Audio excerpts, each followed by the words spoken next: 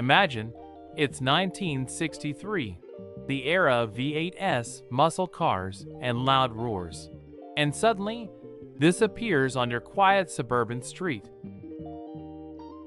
A car that looks like it rolled right off the pages of a science fiction magazine. But the strangest part isn't how it looks, it's how it sounds. That's not a roar. It's a whoosh. It's the sound of a jet engine, somehow imprisoned in a family coupe the color of turbine bronze. This is the Chrysler turbine car, and it wasn't just some crazy engineering concept. It was a reality that Chrysler handed out to 200 ordinary American families and said, "Here, go drive it." And then, just as suddenly as they appeared, they vanished. Almost all of them. Destroyed, cut into pieces. This is the story of the boldest automotive experiment of the 20th century. A story about a future they showed us, but never let us buy.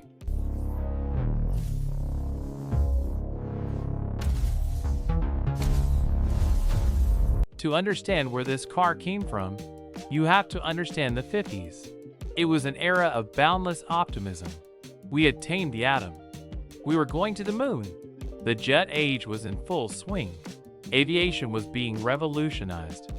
And at Chrysler, there was an engineer, George Hubner, who looked at a jet plane and asked a simple, but insane, question. Why don't we put that in a car? The idea was tempting. A gas turbine, unlike a piston engine, has incredibly few moving parts. Just one set of bearings instead of hundreds of grinding, rubbing components. In theory, this meant an almost eternal engine. No oil changes, no complex repairs. Plus, an incredibly smooth, vibration-free ride. This wasn't some sudden idea from the 60s. Chrysler had been secretly working on it since the 1930s.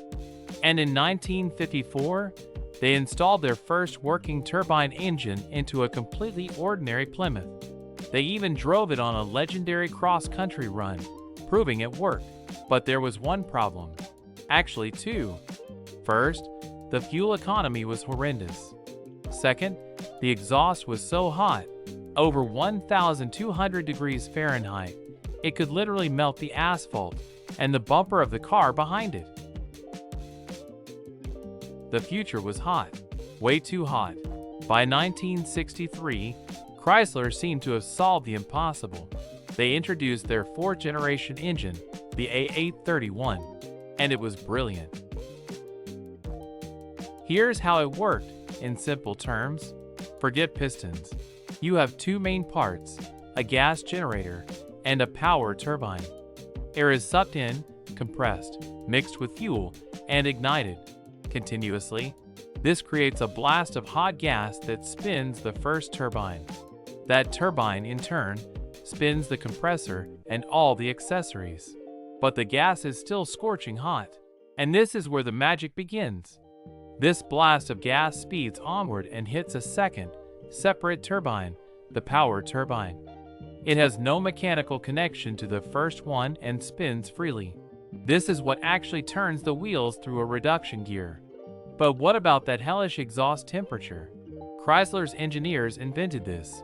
Two rotating regenerators. They were massive ceramic discs, like honeycombs. They sat in the path of the exhaust, soaking up all that heat, glowing red hot. And then, they would slowly rotate and move into the path of the cold air that was just entering the engine. They transferred that recycled heat to the new air. It was a genius energy loop. The exhaust came out no hotter than a normal car's, and fuel economy dropped to a respectable 17 miles per gallon. Two problems solved in one go. But the biggest marketing hook was something else. Since the turbine had a process of constant combustion, not a timed spark in a cylinder, it was completely indifferent to what was burning. This leads us to our first fact. Fact number 1, the anything fuel engine. Chrysler engineers boasted that the engine would run on any flammable liquid, and they proved it. Diesel, kerosene, jet fuel, vegetable oil, even alcohol. There is a famous legend, confirmed by many Chrysler engineers. During a visit to Mexico, The country's president asked if it was true it would run on anything. They said yes. So he ordered his aides to fill it with tequila. The car started and drove perfectly. And at the Paris Auto Show, to impress the crowd, engineers allegedly poured Chanel No. 5 perfume into the tank. The engine didn't care. It ran. Imagine an exhaust that smelled like expensive perfume. But of course, it wasn't a perfect technology, and it had serious hidden problems. Problem number 1, lag. When you stepped on the gas, you weren't accelerating the car. You were accelerating the first turbine, the gas generator. It needed time, 1 to 2 seconds, to spool up and send that blast of gas to the second power turbine. This was just quirky at a stoplight, but it became dangerous when passing. You floor it, nothing, and then you're suddenly pinned to your seat. Problem number 2, the noise. We've already heard that whoosh. To us, it sounds futuristic, but in 1963, it was terrifying. People didn't understand it. Chrysler had to add special resonators just to make the sound less weird. And finally, little known fact number 1, no engine braking. In your normal car, when you let off the gas, the engine helps slow you down. It's called engine braking. The turbine car had none. Remember, the 2 turbines weren't mechanically connected? When you let off the gas generator spooled down, but the power turbine, spinning the wheels, just kept spinning freely. The car would coast, barely slowing down at all. Drivers had to rely entirely on the brakes, which, as a result, overheated quickly. It was incredibly hard to get used to. Chrysler understood the car of the future had to look like the future. The design, by Elwood Engel, was cosmic. But the company couldn't just fire up an assembly line for 50 cars. Instead, they turned to Italy. Fact number 2, made in Turin. Chrysler contracted the famous coach builder Ghia in Turin.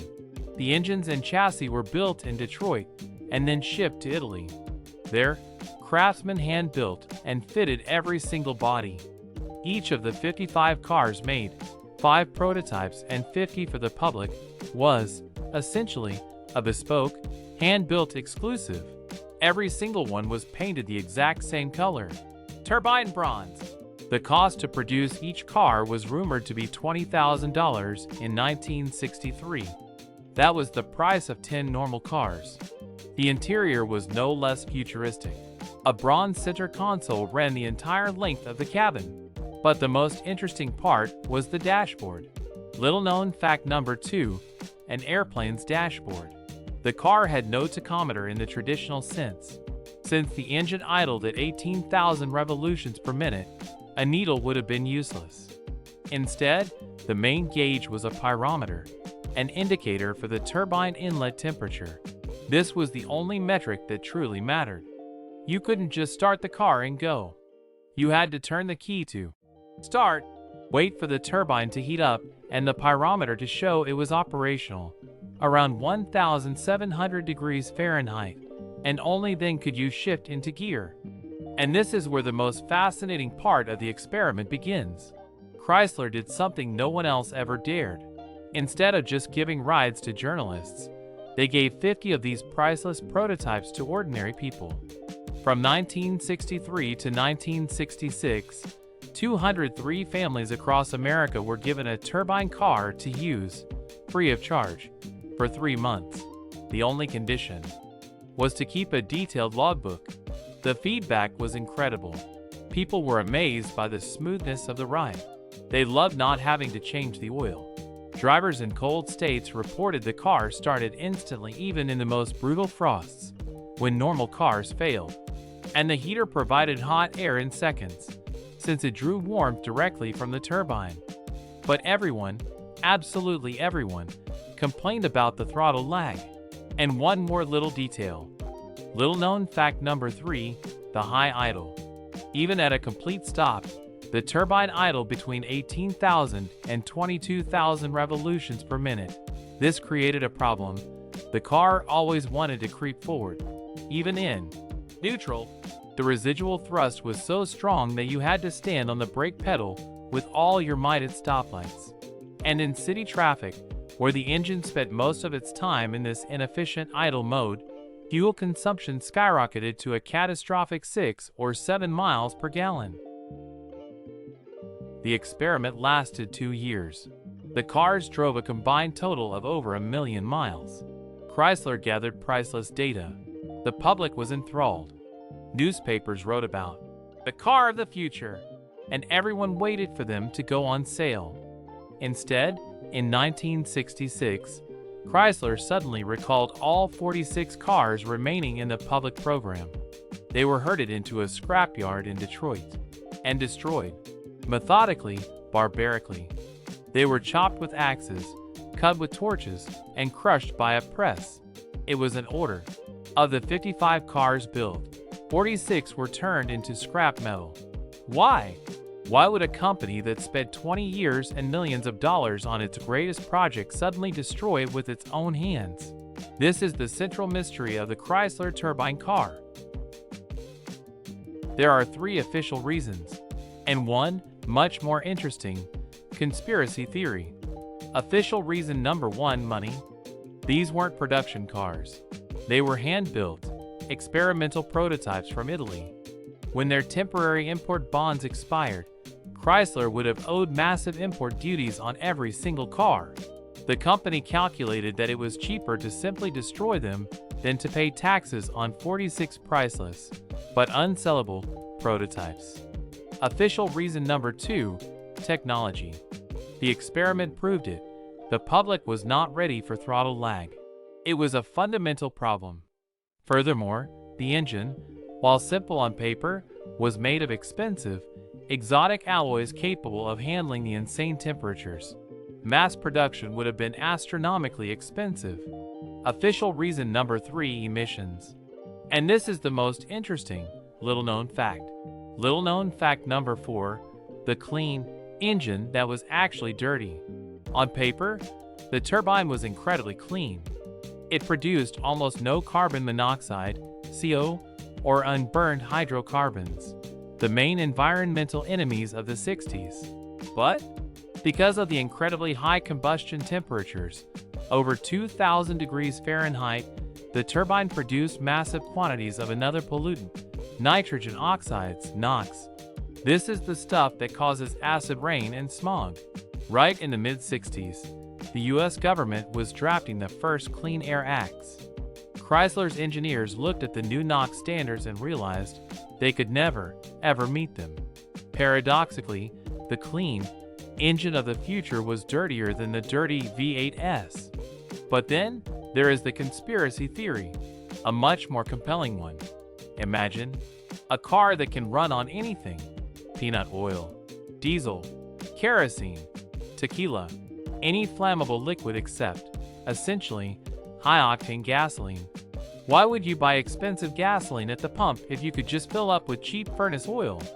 This technology, had it gone mainstream, could have collapsed the entire gasoline industry, the entire business model of big oil. The theory is that the oil lobby simply couldn't allow it.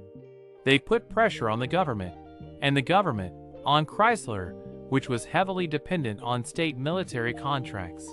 Proof? None. Does it make logical sense? Absolutely.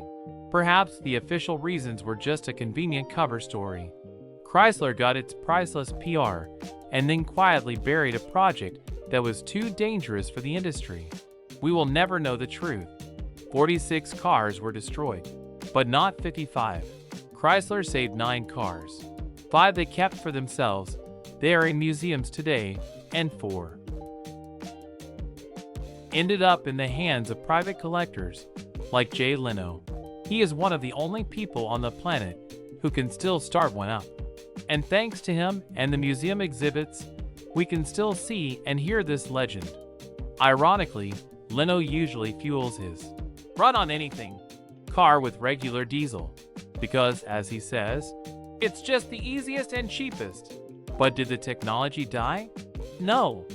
Fact number 3, a battlefield legacy.